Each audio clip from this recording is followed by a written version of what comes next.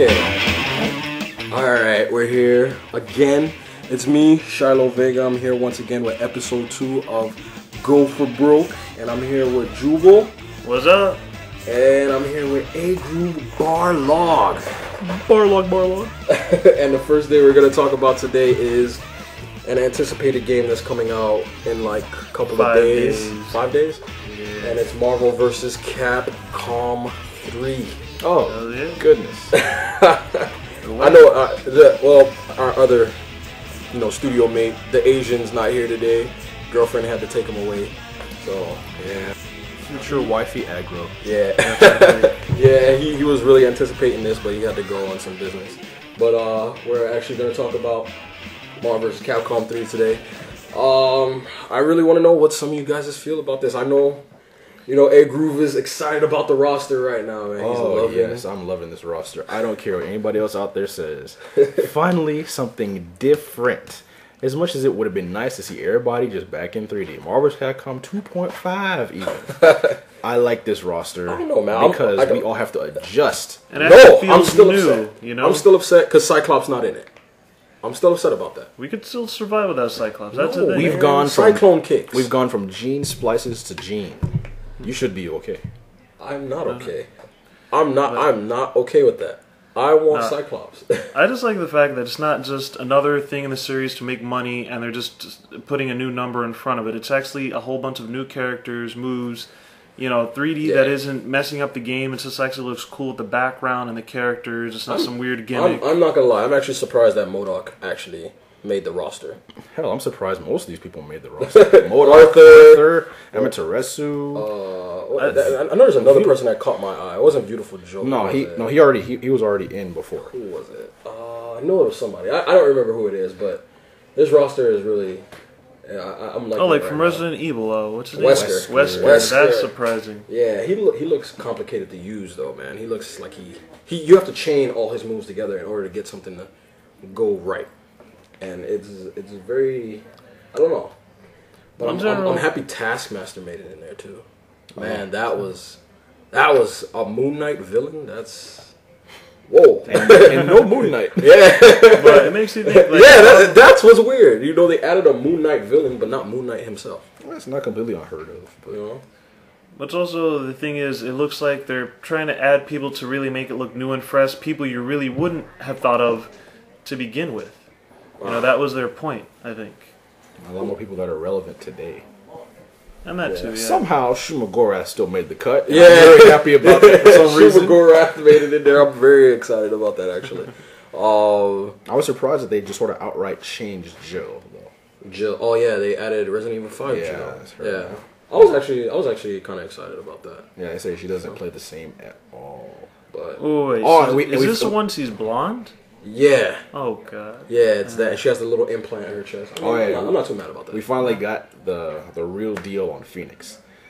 They said that she is potentially the most powerful character in the game. Oh. But you have to know how to use her and not get hit. Isn't that like girlfriends in real life? You can wreck people with her. Huh. Yeah, it's sounds like women in real life, don't you think? Most women. But the next thing we're probably going to talk about now is the Nintendo 3DS. Everybody is a little crazy about that. I'm not too psyched about it because I don't really care for handhelds too much. I'm right with you there. Yeah. One thing I will say, that Resident Evil 5 on the 3DS looks pretty good. No, that was Mercenaries. Was it Mercenaries? Yeah. They had a one where she was in the boat, where Jill was walking through the boat. Oh no, that was Revelations. Oh, that looks interesting. Yeah. The one where she's walking through the boat and it's like super dark. It's spooky, like past Resident Evil. Like how it used to be. Yeah, it's not Resident Evil 5 bullcrap. Where I'm trying to scare you in broad daylight. No, I don't want that crap. I don't want freaking infected. I want freaking zombies. Hey man, exactly. That's what I want. I want zombies. We have these handheld haters here. 3DS looks like it's just great. 3D without 3D glasses. Yeah, that's interesting. It was actually came out at an affordable price. I actually thought it was going to be higher than it was. What is it now? $250. It was $250. Yeah, I actually thought it was going to be $300 or higher. But then remember, there is the warnings, kids. In general, you don't want to play games a lot, but there is the other warning not to play more than 2 hours or something with it. Yeah, apparently the 3DS is gonna make us cross-eyed. I love it. just think of a new world like that. Yeah. Oh, you see the world in 3DS form. That would be freaking crazy. But yeah, even and with all that, I'm still not gonna buy it on launch day because its launch lineup just looks really. Yeah, you should really. I mean, all gamers should really watch out for anything that comes out brand new on launch day. It's bound to either break down or have some type of malfunction. I mean, the most polished looking thing I've seen on the launch list was Super Street Fighter 4. Yeah, I saw that. That thing cool. It looked like it almost stands toe to toe with its console versions, with 30 plus characters and all that. I was like, wow. And I was like, that wasn't bad. Yeah. So, but other than that, it's like it has a lot of potential. Especially considering all the features the NGP listed and how it has to line up against that. But true. Juba, you wanted to say something? Well, no, just like anything, you got to give it time and hope for the best. Because with that, it's really just a system. Hopefully, if there's any problems with it, they get the kinks ironed out pretty quickly. And then the only other hard thing is getting manufacturers to make games that are 3D and actually would benefit from it. Is the thing. Because I remember with the N64, there was a problem with that they said it was hard to program the third-party manufacturers, and it was slow going for them to get new games for that. A lot of other things that we should probably look forward to. But one other thing that a lot of people are looking forward to is this new Uncharted 3 coming out for the PS3 exclusive. I'm not going to lie. I'm psyched. I am on the Uncharted bandwagon. Uncharted 3, Nolan North again. Nolan North. I'm playing Uncharted 2 right now, and I'm blown away. I just finished the first one. I'm playing the second one right now. Yes, I'm late for all you fanboys out there. I'm late playing the game, but I'm loving the game Uncharted 2. And after I saw this trailer for number 3, I'm like fully psyched. I haven't had a really chance to play it a lot. But from the little I have played, from everything I've seen, it just looks great. People took time to make this. Yeah. Some other companies could really benefit from this. Square. Oh my God! Did you really say that? Yeah. Sometimes you just got to put that stuff out there. You can't just release these little, hold up games. It's like I'm just gonna hold forward and let movies play it. It's not gonna work. Come on. Oh man, and this looks like auto battle and just crazy. No, but this looks like what Tomb Raider should have been after all those games. It is, and what's funny is that the new Tomb Raider coming out. It's hard. What's hard to say? Isn't Tomb Raider she's fighting demons and dinosaurs? I don't know, but what's weird is now. What's weird is now that they're rebooting Tomb Raider. Now what do we call it? Tomb Raider Uncharted. I'm just saying because that's what it looks like. It's going to. That's what it looks like. It's doing. She cut her hair. And I mean, I like Uncharted. I'm not gonna lie. It doesn't really do anything brand new. It doesn't do anything that we haven't seen before. But it does it so well. It does so well, and I like the game. I can't put it down. It's hard as balls when I get to the end. I'm curious. I'm curious if the new Tomb Raider is gonna be like an action survival horror. I'm curious about it too. I'm very curious. Some of the screenshots that I saw. Well, if you start seeing zombies, is it over for you? Oh man, I don't know.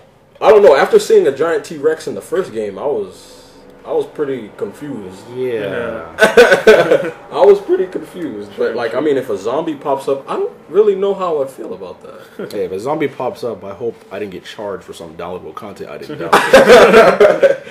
Nothing against the zombie craze or anything, but it's just like, wow, zombies have taken over everything nowadays. Yeah.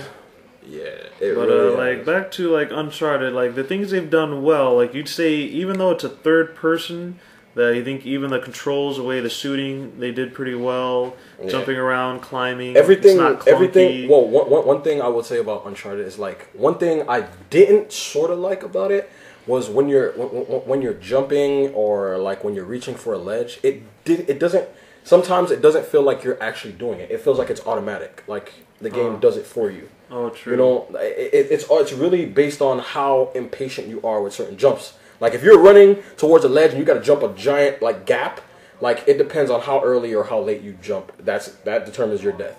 But it kind of if you jump at the right point, it's he just pushes himself across it. That's probably like the only thing that I didn't like about it. But I'm playing through about 3. Yeah, we'll see what 3 does. We'll see what 3 does, but I like 2. I'm playing 2 right now, but that's how I felt every time I jump over stuff. Like right now, like I am like psyched about some of the crap that happened in that game, like me like jumping from a train and all this other crap. It's real good and it's awesome. I'm loving the game. Everything in that game is just so fluid, though. It's just every little detail. He reacts to everything. I was so surprised that I thought at one point I saw him counting when the enemies were shooting bullets at him. Yeah, that was just it's subtle, and it may not make a big difference in the end, but it makes a difference in the heat of the moment. Yeah, because he feels like a real person when you're playing it. He makes I like that guy. He makes you feel you're in danger. Yeah. Well, it's also that feeling. Like most games, they don't always really get you into the game. You're playing the game, but you're not really into the game. They don't draw you in. That's why, like, I think some other games you said you didn't like, it might have been the presentation, the way they put it together. Yeah. Like, it may have been separate things were good, but the way they put it together, it didn't really pull you in and make you love it. Yeah, but this game is one of those games that actually hits it just right, where I'm just like, yes! Money well spent! Come on, Square, take notes. Yeah, please, Square, take notes, please. Take notes and take your time to do it right. That's the thing. Well, that's our wrap up for right now, so we'll see you next time. Take care, everyone.